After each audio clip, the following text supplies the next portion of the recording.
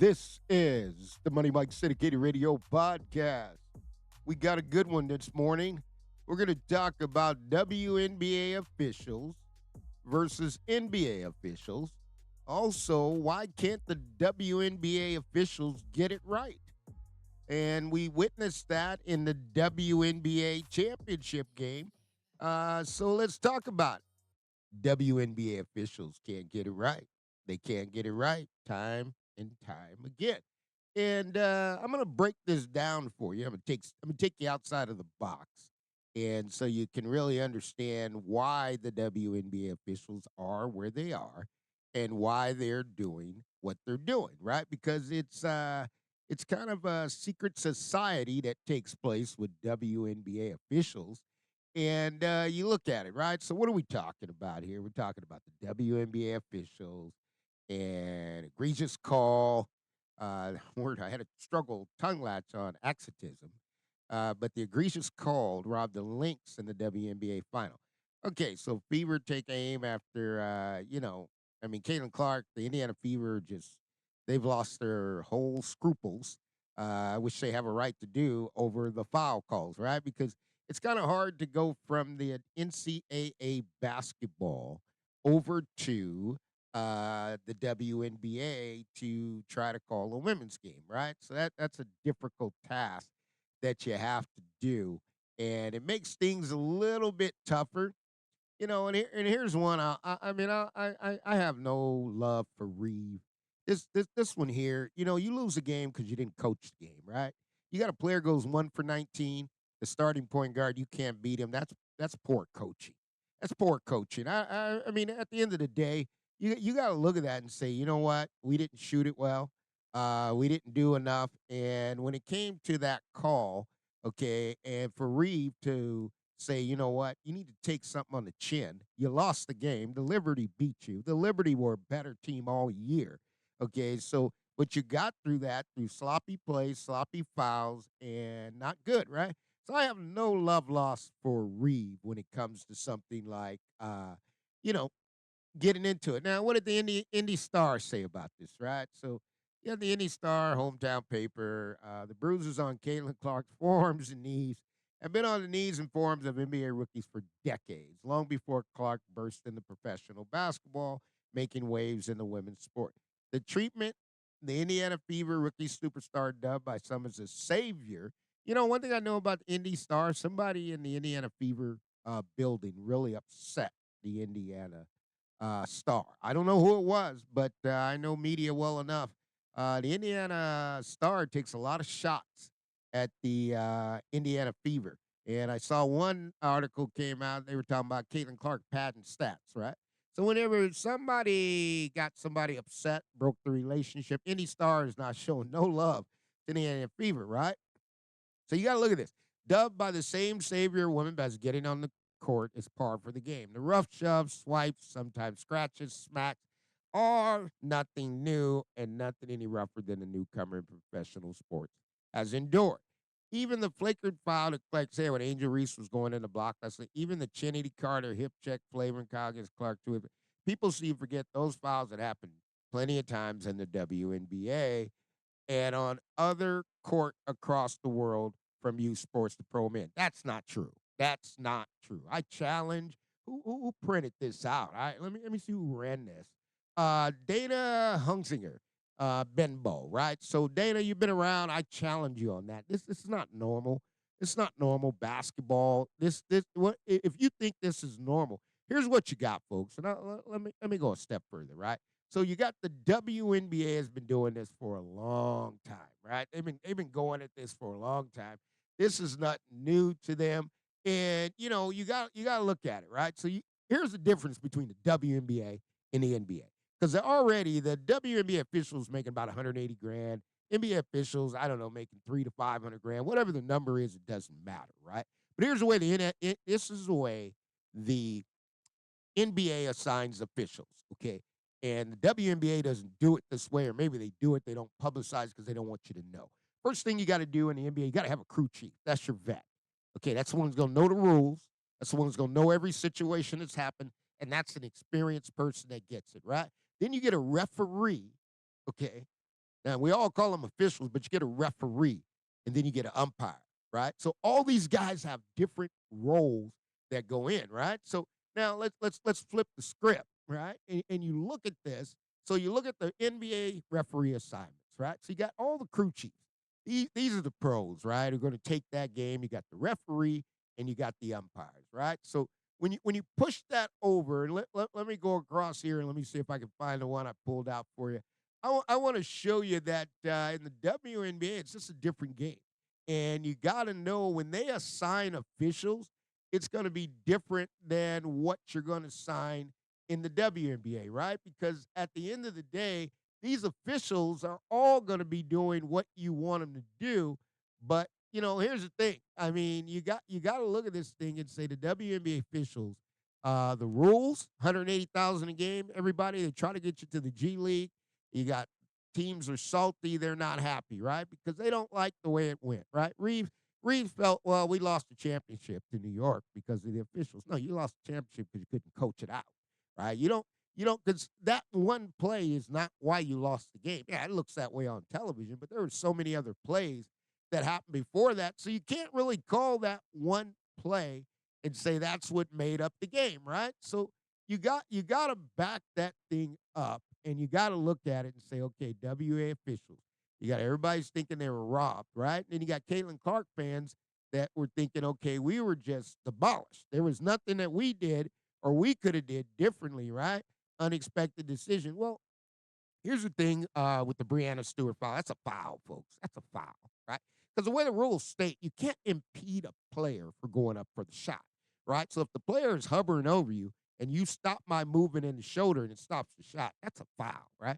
But the WNBA has been doing this for so long that nobody even knows that it's not normal, right? They've been doing it for so long. They're like, well, we've been calling to this. And first thing you got to understand, and let me tell you the fact of the matter, right?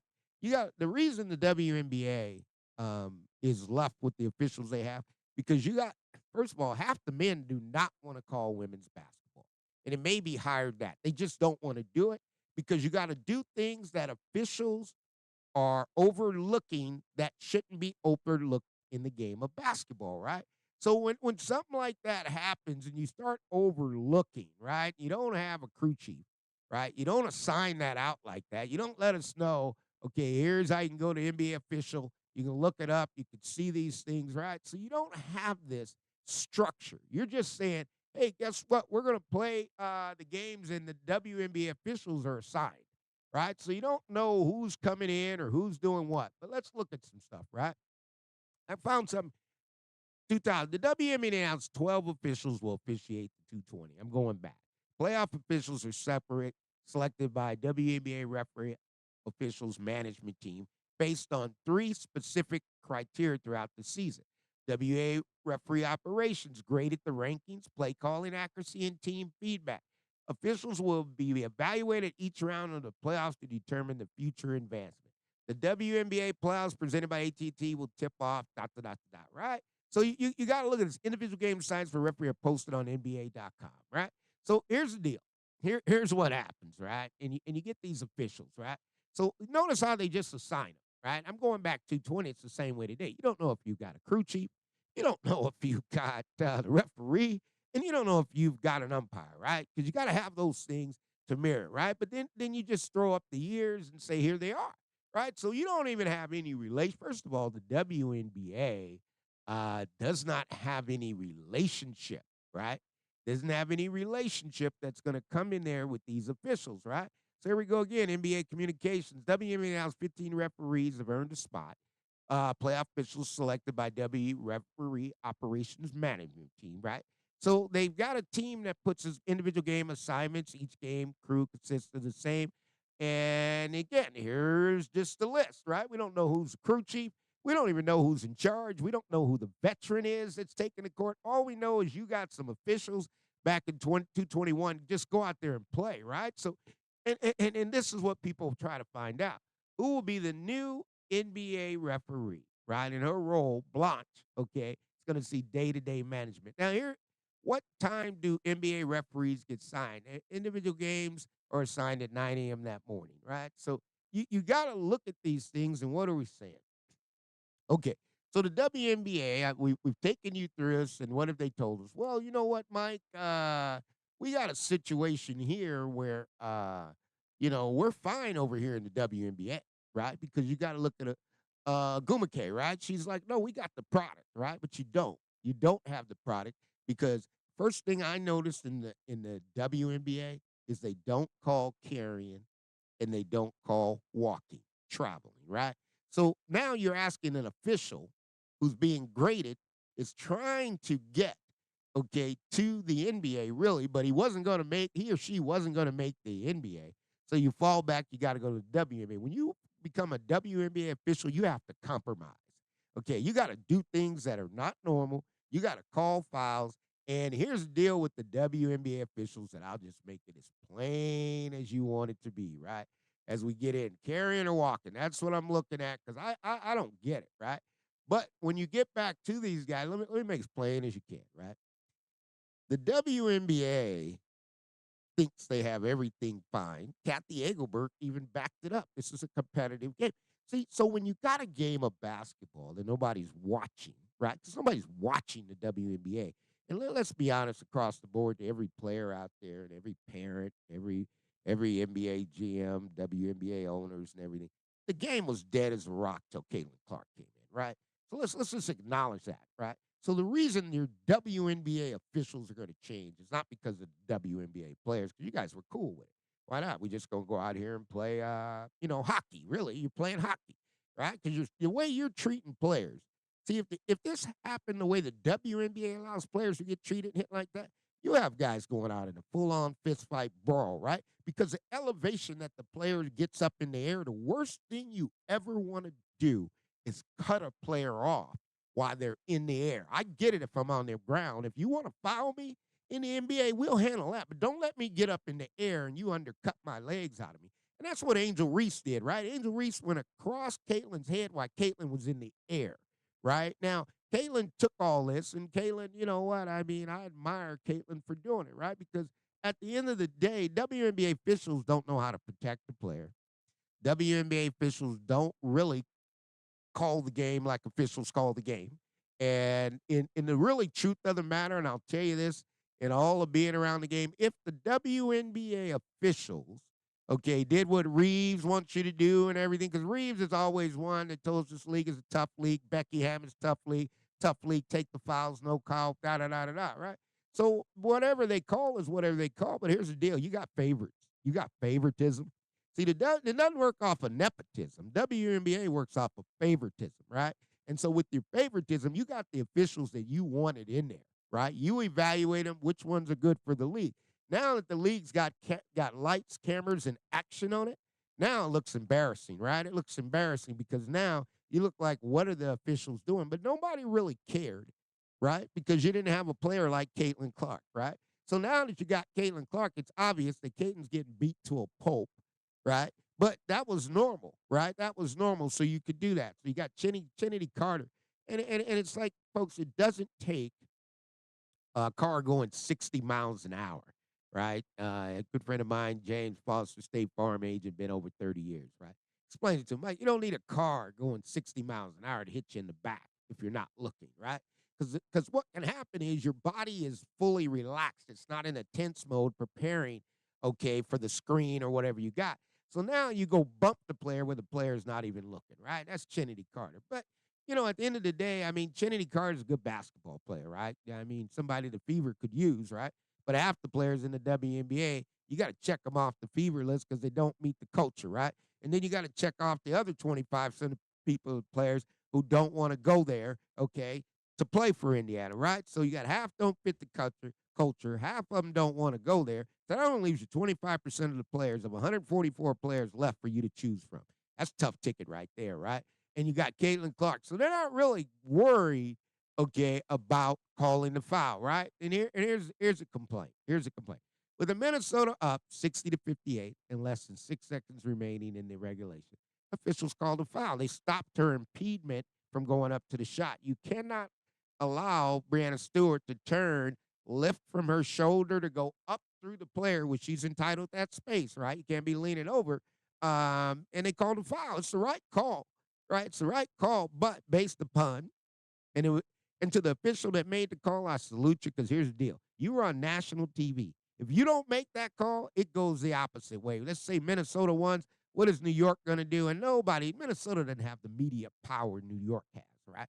Let's face it, Indiana doesn't have the media power that Chicago, okay, and New York have. Those are big markets, and I always bring you back to big markets, right? So at the end of the day, who do you want to win, and who can you market, right? Because at the end of the day, you got to ask yourself in the pro game, a lot of stuff happens, but New York's a bigger market than Minnesota. Minnesota's not even selling out games. New York's packing the house. So at the end of the day, do the league want New York or Minnesota to win? I say they want New York, right? That's just the life of it. Do they want the Lakers and the Celtics and everything, or would they rather have Lakers and Minnesota? They want the Lakers and Celtics, right? So you got to look at that when it comes down to it. Always remember this, folks. Big market cities, Golden State, San Francisco Bay Area, stretch up to Santa Clara, right? L.A., big market city. California, we got a couple of them. Sacramento's a mid-market, but it's getting there because population is just racing through the roof. And they were drawing 8,000 when the Monarchs have. The population in Sacramento has raced probably 4 or 5x on that. And so we got more than enough people. But then you're going to also go to another big market. Now, normally it'd be Boston, right? And the Connecticut. And why the Connecticut not with Boston, right? Why does Boston not have a WNBA team, right? Because at the end of the day, you got to take those players to Boston. And there's only a certain group. Now, they've come a long way, but when Larry Bird was there, Larry Bird, you couldn't touch. If you sneezed on Larry Bird, they'd call a foul, right? And the only sad thing about it, Larry Bird's like Catlin, right? Shoots 90% of the line. So that's just free points going on there right now. So you got to look at this. And, head coach Reese thinks the finals were stolen. They weren't stolen. He lost the finals a long time ago, right? You just happened to play Minnesota evening and you felt like you should have won the game. Nothing was stolen from you. Okay, Brianna still, yeah, she was fouled. 2 contract called, okay, supposedly fouled. But let's put it to you. If you want to look at 2 plays on that, first of all, Brianna Stewart walked, right? That would have ended the call. So I don't know why Cheryl Reeves is not pointing out the player traveled before the foul call. If they would have called the travel, would never got to the foul. But in the WNBA, that didn't happen, right? That didn't happen. So all these players that you got, okay, and I'm looking at all these players, right? Now you got to look at these are franchise players, right, that have played in the WNBA. You can't run around fouling them, telling us how hard of a league is, right? Because eventually, here's what you're going to do. You're going to get an enforcer that hasn't hit the WNBA, is going to blacken some eyes, right? Because there's no fines. You got to understand this, folks. There's no fines come down in the WNBA. So if there's no fine, then what are we playing? We're not playing basketball, we're playing rollerball, right? And there's nobody or no NBA grassroots player going to be up there at Duke or wherever you're going to be, right? Because you got a big timer up there at Duke that's playing basketball, right? But you're not going to let them go out there and treat them like they're garbage and just start hacking them away.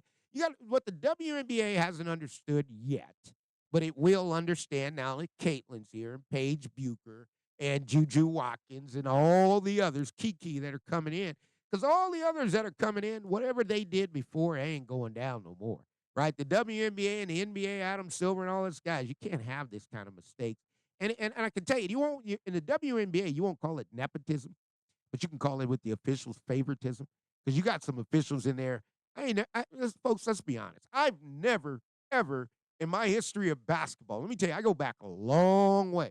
All the way back to the Warriors, Al Addles getting in there, coaching KC Jones, all this, sitting courtside, sitting there at 12 years old, right? Go out to the Oakland Coliseum, scalpers out there, buy a courtside ticket for $10, go in there and sit right on the front floor, right? These guys here, man, you're talking about some great ones like the NBA, Dick Bavetta, right? Some of these officials got to be charismatic, right? And the guys who are good in the NBA are very charismatic. They get it. They know who the coaches are. And they went through their turn, right? Where you had a lot of officials. You had a bad scandal, right? Not necessarily fixing games. The officials weren't fixing games, but here's the deal. And I'm gonna tell you, this could happen with Caitlin Clark too. So you got to understand it. The NBA, Tim Donahue was the official, right? It was a story. Got in trouble. I mean, but he wasn't. He was betting. They paid him betting on games, but he wasn't betting on the games. What Tim Donahue said that was very, very interesting was the fact that he knew there were officials who didn't like certain players. So if they don't like certain players, they're not going to get the calls, right? So that's how he picked the winners because he knew, well, they don't like this guy. So the WNBA officials, when Caitlin Clark came in, they were on the player side, right? They let Caitlin get beat to a pulp, right? And really, you got to ask yourself that because when it comes to Paige Buchers and Gino and all this league, you're not going to go in there and beat a player to a pulp, right? I mean, a bloody pulp. I mean, you fouled Caitlin so many times. She got up on the floor. Christie Sides wouldn't do anything about it. Finally, Christie Sides should have led the league in technicals. And then finally, Caitlin just got so upset. She hit another gear and took off. And then all of a sudden, now the WNBA players can't keep up with Caitlin anymore, right? So you get players like Tarasi and all this talking about, what are you crying and all that. Folks, that ain't basketball. Nobody wants to buy to see that. No fans are going to pay to see the player that they're coming to see get beat to a pulp. And then you're going to call it as women physical? You know how many, if the NBA officials allowed the fouls they allow in the WNBA, folks, you'd have guys sitting out for 10, 15, 20 games, right? You'd have guys in there fighting so much. I mean, because some of these fouls are not foul. I know what a regular foul looks like if I foul Diana Taurasi, but some of these are like flagrant fouls that really end up in a fist fight, right? And with the WNBA, really they've had it. They try to get away with it because Brittany Griner didn't play. Because Brittany Griner finally got tired of getting fouled so much that Brittany Griner just said, hey, you know what? I'm done, right? But you got to look at this because you want to know how they're doing it, right? Here's the NBA. It's structured. Now, you don't want to be the NBA. You want to be your own league. But why does the NBA have a crew chief? Why do they have a referee? Why do they have an umpire, right? Because the crew chiefs are the most expensive, experienced guys. And you can't get in there off of favoritism, right? It's got to be who you want. And in the WNBA, I'll tell you, man, it's not objective in the coaches it hires. It's not objective in the officials they hire. Okay, it would be different if you just went out there and said, okay, we're going to take the NCAA officials. Because the NCAA officials can call WNBA games easy. But because they don't want to, right? How do they get selected, right? The officials, you look at it, how do officials get selected in college, right? So it's a different kind of a process they go through when the officials come in, right? So let's say you want to be in the ACC conference, right? Well, they're going to hold a camp, right? And they can hold a camp with the ACC, the Big 12, however they're doing it. It can be done a variety of ways that it can be done. But here's the deal. When they hold this camp, you've got the veteran officials of that conference, right? It could be the Big 12, used to be the Pac 10, where it was Butler, right? Mr. Butler was a commissioner of the Pac 12. I know Butler well, right? So now you got somebody in there that's picking officials, right? And for that particular conference. So to get in that conference, and they pay you very well, right? I mean, they pay you very well. You may not do as many games, or what they're saying now is 180,000, right? So these are the officials that went to the G League.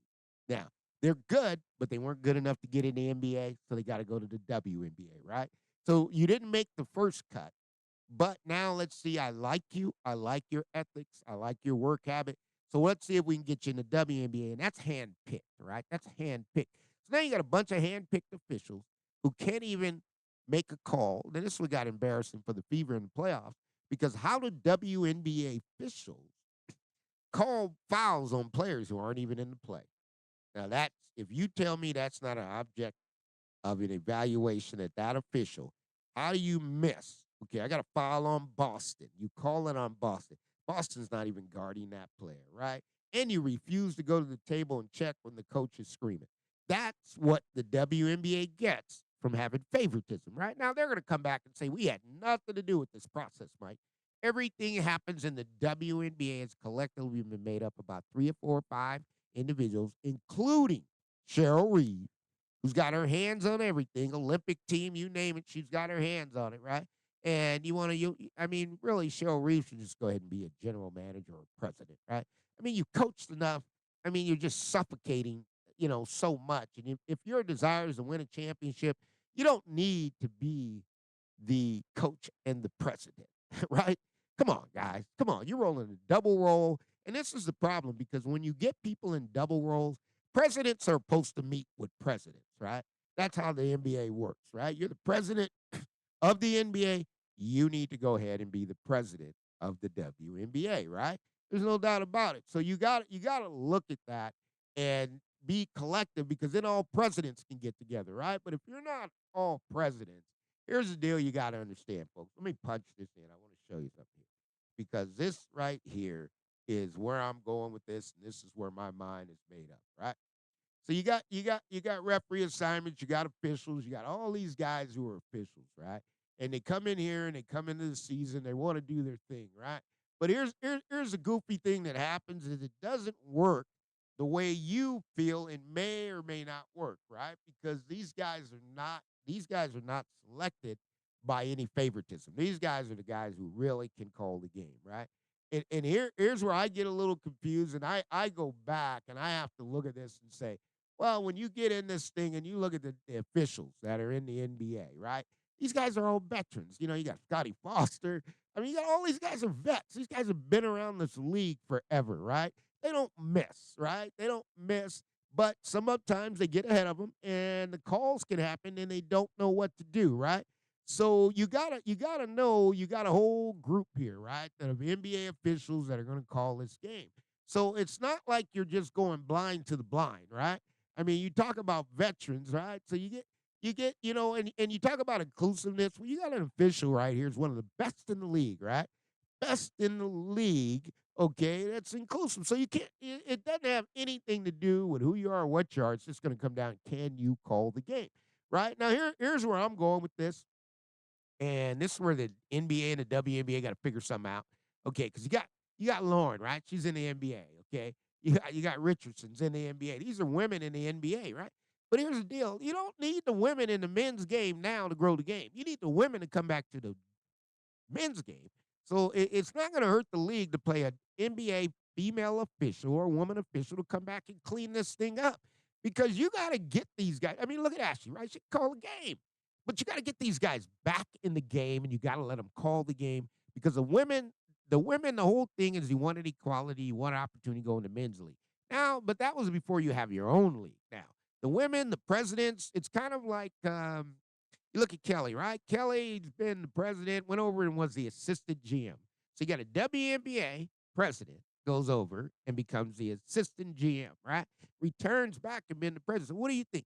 By the time Kelly's been in the NBA, folks, once you've been in the NBA, you come back to the WNBA, you're going to have a whole different look on your eyes, right? Because the game's not the game and the officials aren't the same. These guys get it right in the NBA. They know the rules. The other difference is the players know the rules, right? So you don't get a chance to just come out there and make calls. Now, here's the difference that the WNBA and the NBA, I'll tell you the biggest difference that I really see is the WNBA is not as bad on officials as the NBA. Okay, if you go call in the NBA, they're going to make every call you make will be challenged one way or the other. Either you call the foul on somebody, he's going to challenge. You call it the other way, they're going to challenge. The coach going to challenge. And the only difference that you don't see in the NBA, see the coaches in the NBA, they'll go out there and just blast an official. They know they're getting kicked out of the game. They already know it. I mean, you look at every NBA coach, oh, I'm gone tonight because this idiot out here can't call the game. And then not only that, okay, here's another difference you got to really take into consideration is the verbal abuse, right? Because the verbal abuse in the NBA is a 10x multiple of what you get in the WNBA.